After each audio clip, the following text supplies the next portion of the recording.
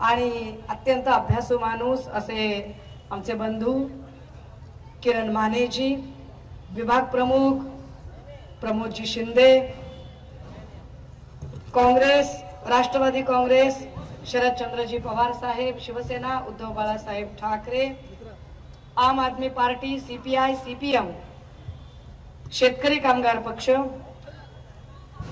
Samajwadi, republican party of India Deepak Bhau Nikalje आणि विविध पक्ष तथा सामाजिक संघटनांचे मान्यवर पदाधिकारी, डिजिटल तथा प्रिंट माध्यमांचे मान्यवर पदाधिकारी आणि आपण सर्व भावांनो आणि बहिणींनो, वेळ बराच झालेला आहे आणि आपल्याला अजून किरण भैयांना सुद्धा ऐकायचं आहे। पाऊस आल्यामुळे सगळं शेड्यूल आपलं डिस्टर्ब झालेलं आहे। इकडे घाटकोपर मध्ये जरा दुर्घटना पण घडली, खूप मोठा शेड पडला, त्याच्यामध्ये आता किती काय काय हानी झाली आहे ती अजून बाहेर नीट आकडेवारी आलेली नाही, पण एकूण काय तर अवकाळी पावसाने परत एकदा आपण सगळेजण थोडेसे जरा विस्कळीत झालो आहोत।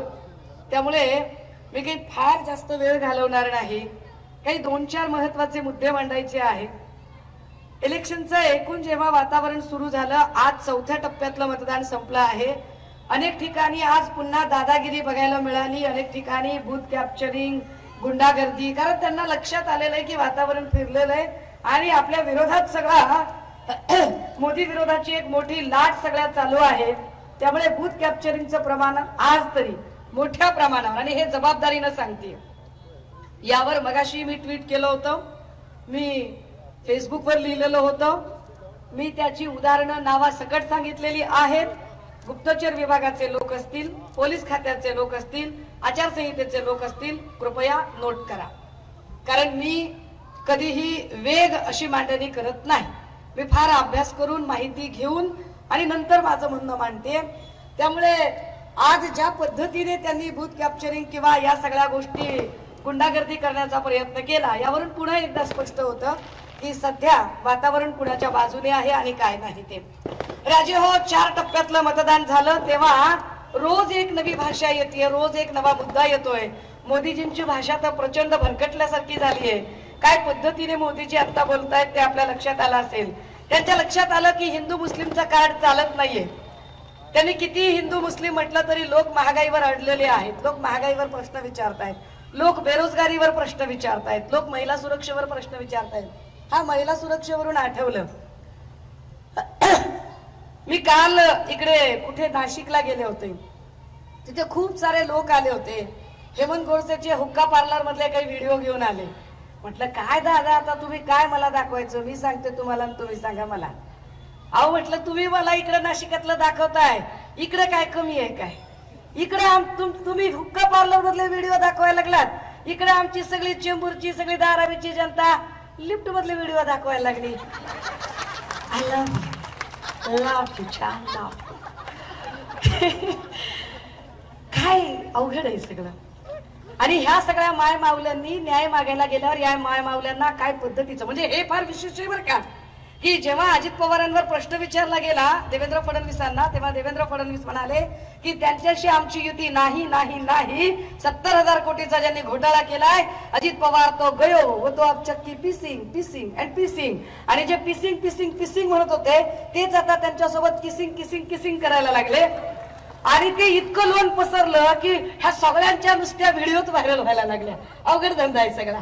असो, मला त्याच्यात पण काही जायचं नाहीये, पण राजे हो, एक नक्की की ही निवडणूक का महत्वाची आहे, का या निवडणुकीसाठी गरजेचं आहे।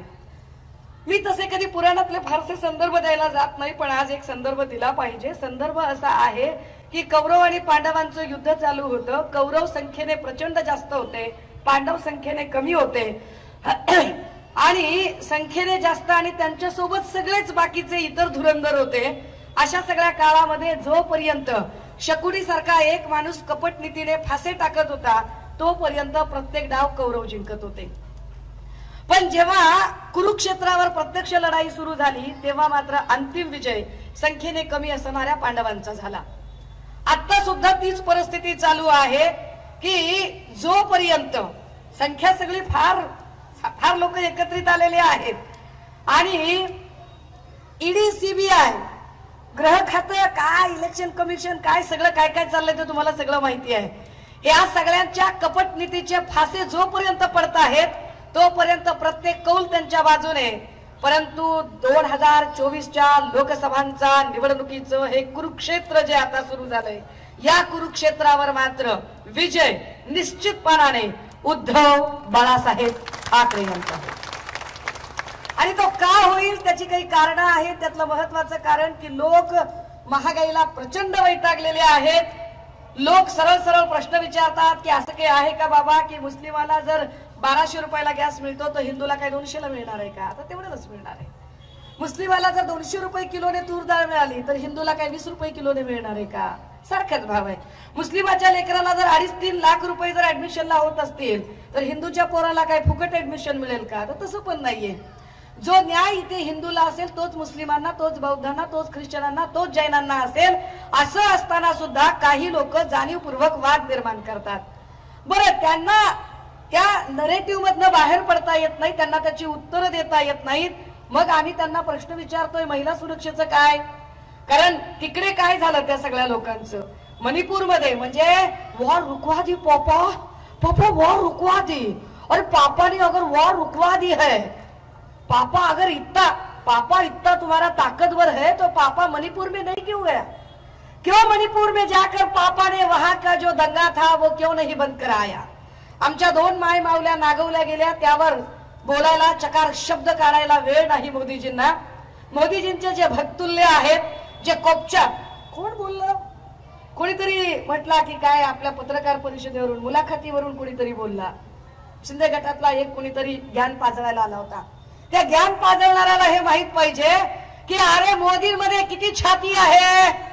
56 इंचची छाती असणारा मोदी अजूनही एकदाही प्रेस कॉन्फरन्सला सामोरं का जात नाही याचं उत्तर नरेंद्र मोदींचे मुनी म्हणून काम करणाऱ्या देवेंद्र फडणवीस आणि त्यांची हुजरेगिरी करणाऱ्या एकनाथ शिंदे आणि त्यांच्या मंडळींनी दिली पाहिजे.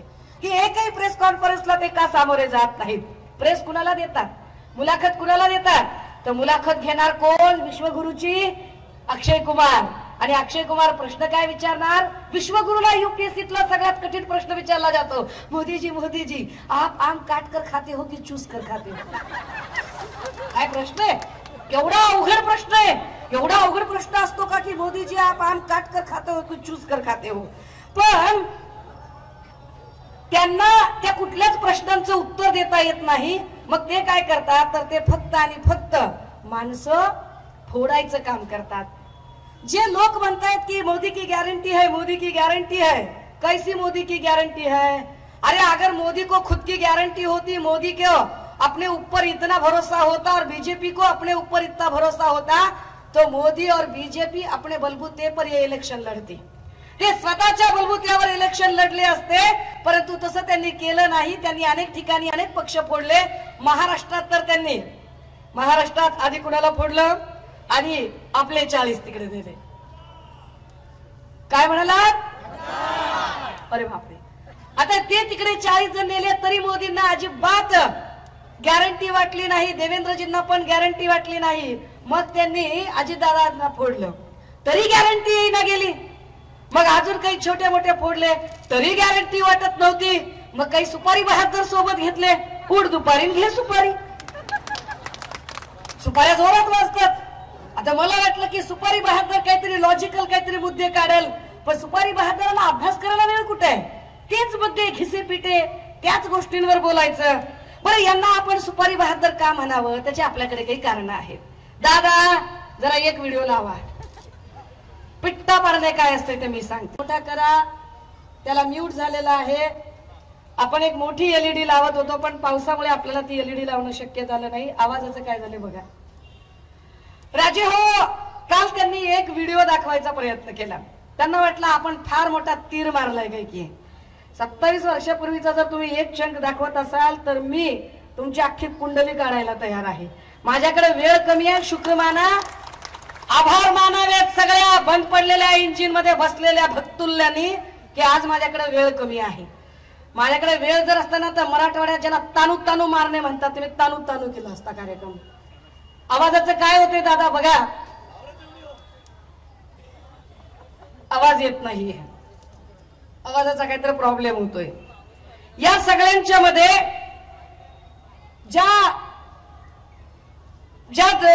काय राज ठाकरे यांनी जे काही मुद्दे मांडले आणि राज ठाकरे यांनी ज्या काही पद्धतीने काल बोलायचा प्रयत्न केला, राज ठाकरे तेच आहेत जे कधी काळी अजित पवारांवर काही बोलायचे आणि त्यांना असं वाटायचं की आपण काहीतरी फार मोठं डोकं लावलेलं आहे, पण मुळात त्यांनी कधीही कुठल्याही मुद्द्यावरती ठोस अशा भूमिका घेतल्या नाही, त्या भूमिका त्यांना कधी जमल्या नाही।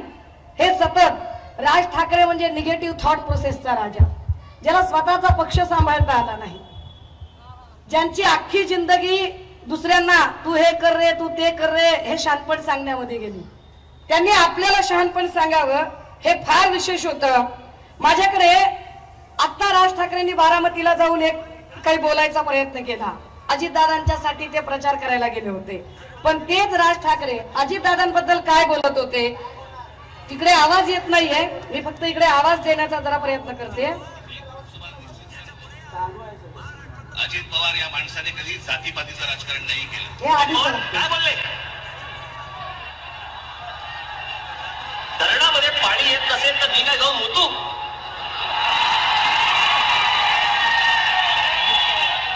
अजित पवार याच्या पुढे महाराष्ट्रात तुम्हाला मत नाही मिळणार, तुम्हाला बूथ मिळेल याच्या पुढे। अजित पवार याच्या पुढे महाराष्ट्रात तुम्हाला मत नाही मिळणार, तुम्हाला बूथ मिळेल याच्या पुढे।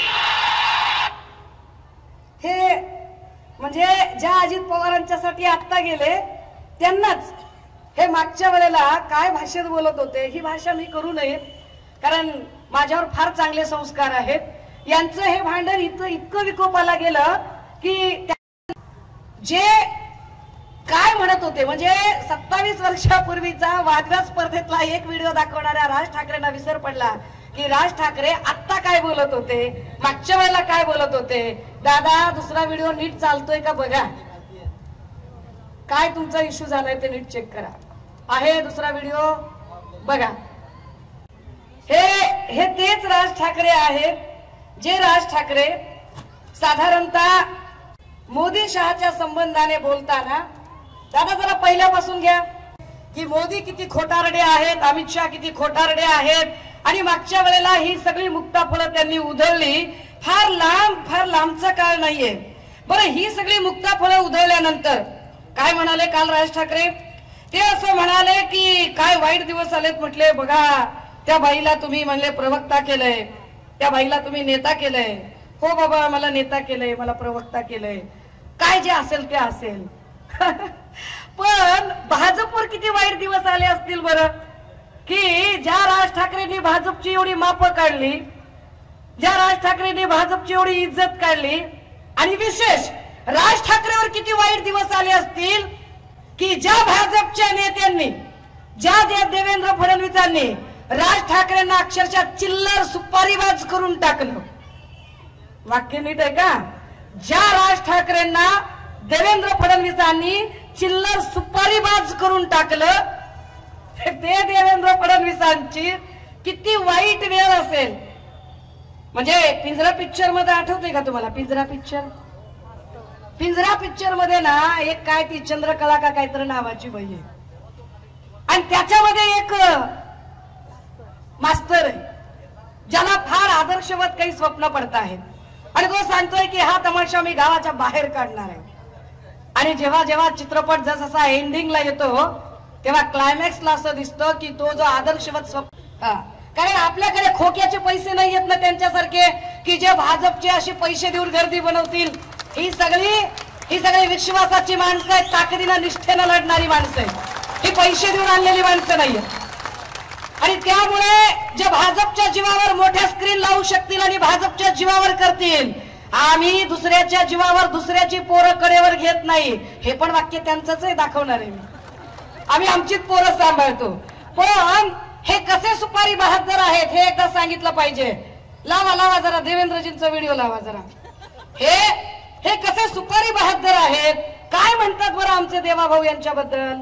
राज ठाकरे सुपारी घेतल्यावर वाजवतात, त्याच्या पुढे बरंच काही ते बोलले की राज ठाकरे म्हणजे कोण, मनसे म्हणजे कोण, मतदार नसलेली सेना, त्याची आता उनसे झालेली आहे, म्हणजे उमेदवार नसलेली सेना. आणि उमेदवार नसलेली सेना आता कुणाच्या, म्हणजे लगीन लोकांचं काय पद्धतीनं राजकारण चालू आहे की या सगळ्यांच्या मध्ये लोकांच्या लग्नात बुंदी वाटायची वेळ ही राज ठाकरेवर आलेली आहे. सन्माननीय सामाजिक न्याय मंत्री चंद्रकांत हंडोरे साहेबांचं या मंचावर स्वागत आहे. हंडोरे साहेबांची उपस्थिती. आता दादा हो, ज्या देवेंद्र फडणवीसांनी राज ठाकरेंची एवढी आबरू काढली तरीही राज ठाकरे फार बोलायला लागले, तर जरा राज ठाकरेंच्या बद्दल सांगितलं गेलं पाहिजे. होय होय ते काय म्हणाले, ते काल असं म्हणाले की बघा काय वाईट वेळ आली म्हणाले. अरे बघा कोण बोलतय, राज ठाकरे. तुम्ही वंदनीय बाळासाहेबांना खरंच मानता का? खरंच वंदनीय बाळासाहेबांबद्दल तुमच्या मनात आदर आहे का? खरंच बाळासाहेबांच्या विचारांबद्दल तुमच्या मनात निष्ठा आहे का? की तुमच्या निष्ठा म्हणजे घ्या 200 बोला मनसे अशा आहेत? मला एकदा कळलं पाहिजे की तुमच्या निष्ठा काय आहेत. कारण तुमच्याकडे जर निष्ठा असते ना, तर बाळासाहेबांबद्दल जर तुमच्या मनात निष्ठा असत्या तर तुम्ही कणकवलीला जाऊन नारायण राणेंचा प्रचार केला नसता. ज्या नारायण राणेंचे तुम्ही फार गोडवे गाताय त्या नारायण राणेंचं पोरग वंदनीय बाळासाहेबांबद्दल काय बोललो. राज ठाकरे, सुरुवात तुम्ही केली, शेवट मी करणार आहे. ह्या नारायण राणेंचा पोरगा ज्यांच्यासाठी राज ठाकरे मत मागायला गेले आणि राज ठाकरेंना काल उमाळे फुटत होते वंदनीय बाळासाहेबांबद्दल.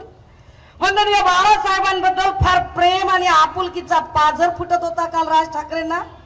राजजी नाही, राजजी वगैरे म्हणू नये तुम्हाला. Mister Raj, do you have any idea about this video? Mister Raj, क्या आपको कुछ अंदाजा है इस वीडियो के बारे में?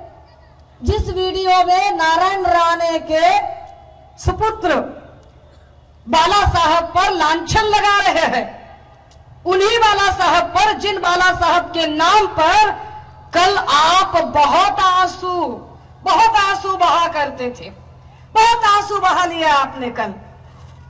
क्या आपको तनिक भी इस बात का, तनिक भी, जरा भी, रत्ती भर भी अफसोस नहीं है कि उसी नीलेश राणे के बाप को चुन कर लाने के लिए आप कणकवली में गए? तो आप कौन है? कौन आहात तुम्ही मिस्टर राज? कोण आहात मिस्टर राज? घ्या 200 बोला मनसे, घ्या 200 बोला मनसे. आहात कोण तुम्ही? तुम्ही सांगताय बाळासाहेबांच्या बद्दल काय? बाळासाहेब कळले तुम्हाला? मिस्टर राज, आजपर्यंत तुम्ही भूमिका बदलत आलात.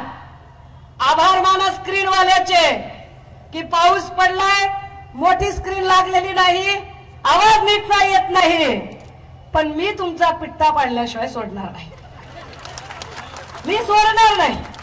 कारण काल तुम्ही कुणाच्या बी नादाला लागायचं, कुणाच्या पण. नागवंशी आहे मी, नादाला नाही माझ्या, अजिबात नादाला लागायचं नाही.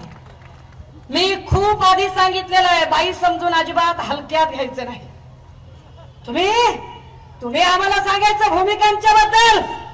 अरे ज्या माणसाला आपला भाऊ मृत्यूशय्यावर असताना त्याच्या आजाराची जो माणूस नक्कल करतो, जो माणूस मिनिटाला भूमिका बदलतो. आणि काय म्हणाले ते? आमचे 6 नगरसेवक उद्धव ठाकरेंनी फोडले.